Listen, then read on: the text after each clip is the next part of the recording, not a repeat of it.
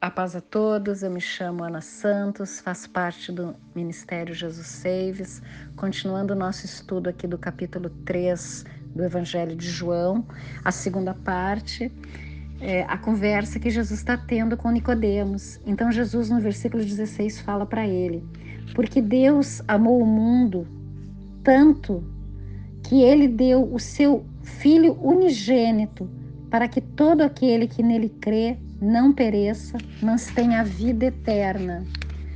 Porque Deus não enviou o seu Filho ao mundo para condenar o mundo, mas para que o mundo fosse salvo através dele. Quem crê nele não é condenado, mas quem não crê já está condenado, porque não creu no nome do unigênito Filho de Deus. E a condenação é esta, que a luz veio ao mundo e os homens amaram mais as trevas do que a luz, porque os seus atos eram maus. Porque todo aquele que faz o mal odeia a luz e não vem para a luz, para que os seus atos não sejam reprovados. Mas quem pratica a verdade vem para a luz, para que os seus atos possam ser manifestos, pois eles são forjados em Deus. Olha que tremendo. Então, aqui do versículo 16, esse é um dos versículos mais lidos e conhecidos em todo o mundo. Na minha opinião, é o texto áureo da vida cristã. Se notarmos bem, nós vamos perceber que o plano da salvação ele está todo descrito nesse versículo. Olha só, porque Deus amou o mundo de tal maneira que deu o seu Filho unigênito para que todo que nele crê não pereça, mas tenha a vida eterna. Então, olha só, Deus amou o mundo. O plano foi arquitetado por Deus de resgatar o homem. Nós aprendemos no capítulo 1 que foi nos dado o direito, se crermos em Jesus, de sermos chamados filhos de Deus. Ele, o Deus, olhou para nós quando ainda éramos pecadores e estávamos mortos nos nossos pecados e delitos. A iniciativa da reaproximação, ela foi de Deus, é divina. Segunda coisa, ele amou o mundo. Então, o amor de Deus, ele foi o centro dessa ação. É um dos atributos imutáveis de Deus, o amor. O que nós poderíamos dar a Deus em troca de todos os seus benefícios? O que em nós chamaria a atenção de Deus? De fato, nós não merecemos o amor ágape do Senhor. E João, ele descreve Deus como sendo o amor. Olha só esse texto. Amados, amemo-nos uns aos outros, porque o amor é de Deus, e qualquer que ama é nascido de Deus e conhece a Deus. Aquele que não ama não conhece a Deus, porque Deus é amor. Nisto se manifestou o amor de Deus para conosco, que Deus enviou o seu Filho unigênito ao mundo, para que por ele vivamos. Isso está em 1 João, capítulo 4, do versículo 7 até o 9. Então, quando o homem se volta a Deus, é a gratidão a esse amor que é a maior motivação de buscar a Ele. Não seja por causa dos milagres, por causa de bênçãos ou por causa de outros benefícios, mas sim porque o amamos. Depois ele deu o seu Filho, Jesus, com um propósito. Aquele que nele crê não pereça, mas tenha vida eterna. Esse é o propósito. Deus enviou o seu Filho com esse propósito. É para que o homem ele seja resgatado, redimido e salvo através da fé no seu Filho.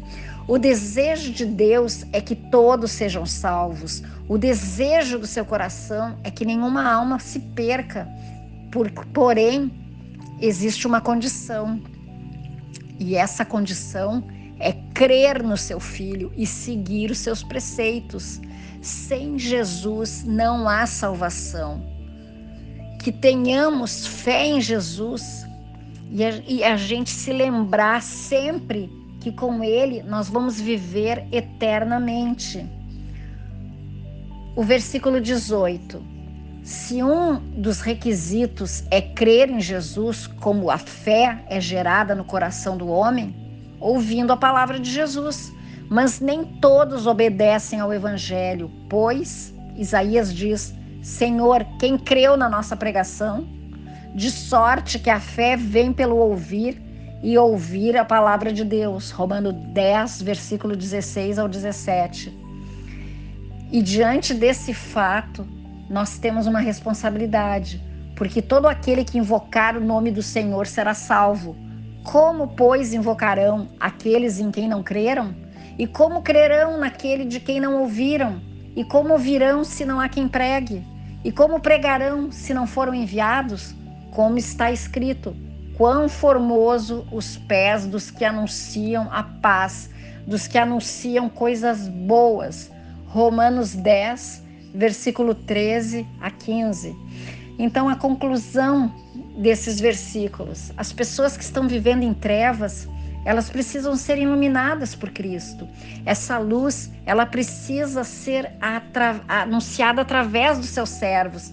A igreja, ela continua sendo a representação legal de Jesus na terra. Que nós venhamos assumir esse compromisso e pregar em tempo e fora de tempo, né? É isso que esses versículos estão dizendo. Nós temos que levar a palavra de Deus, nós temos que anunciar quão formosos são os pés daqueles que levam as boas novas. Bom, continuando a nossa leitura aqui na Bíblia, agora o versículo 22. Após essas coisas, Jesus foi com os seus discípulos para a terra da Judeia. Estava ali com eles e batizava. E João batizava também em Enom, junto a Salim, porque havia ali muitas águas, e eles vinham e eram batizados, porque ainda João não tinha sido lançado na prisão. Então levantou-se uma questão entre alguns dos discípulos de João e os judeus acerca da purificação.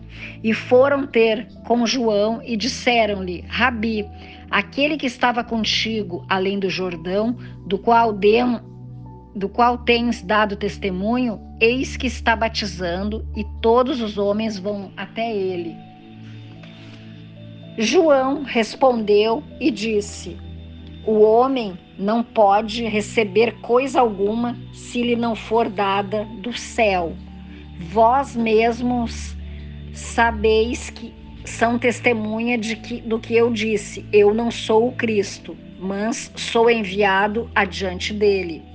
Aquele que tem a noiva é o noivo, mas o amigo do noivo que está presente e o ouve alegra-se muito com a voz do noivo.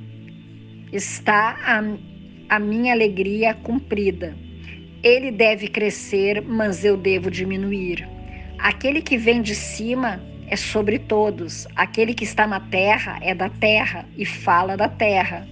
Aquele que vem do céu é sobre todos. E o que ele tem visto e ouvido, isto ele tem testificado. E nenhum homem aceita o seu testemunho. Aquele que tem recebido o seu testemunho estabeleceu o seu selo dele que Deus é verdadeiro. Pois aquele que Deus enviou fala as palavras de Deus, porque Deus não lhe dá o Espírito por medida. O Pai ama o Filho e tem dado todas as coisas em suas mãos. Aquele que crê no Filho tem a vida eterna, e aquele que não crê no Filho não verá a vida, mas a ira de Deus permanecerá sobre ele. João Batista nunca quis holofotes para si. Tudo o que fazia era preparar o caminho e anunciar e testemunhar daquele que viria após ele. João reconhecia e sabia que o Filho de Deus se manifestaria a Israel e era preciso que ele diminuísse para que o Senhor Jesus aparecesse. Os discípulos de João, aqueles que haviam sido batizados por ele e que atribuíam grande eficácia e importância ao ensino de seu mestre, muitos manuscritos, alguns dos pais e a antiga versão siríaca, liam isso no número singular com um judeu, alguém que supostamente havia sido batizado pelos discípulos de Jesus.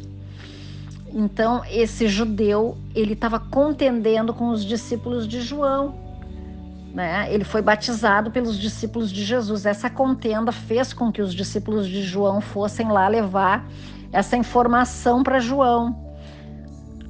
E sobre a purificação, qual era o assunto exato dessa disputa, nós não sabemos.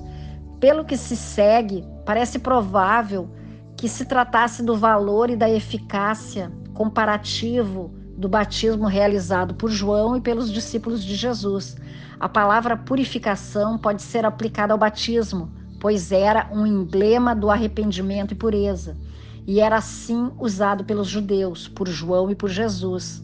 Sobre esse assunto, parece que surgiu uma disputa e foi feita de tal maneira que a reclamação foi feita a João. Sabiamente, João Batista rebate a questão e mais uma vez ressalta que Jesus tem autoridade dada pelo alto para fazer as obras de Deus. João ainda continua dizendo que seu propósito e alegria estão completos ao fato de que o Messias prometido veio do alto e tem poder sobre todos, e que era necessário que ele crescesse, Jesus, e se destacasse, e a humildade do profeta sempre esteve em evidência, fazendo jus ao seu ministério e dando legitimidade ao seu chamado. Que sejamos como João Batista, que por mais usado que possamos ser, lembremos-nos que somos apenas um canal, simples vasos e instrumentos na mão do Senhor.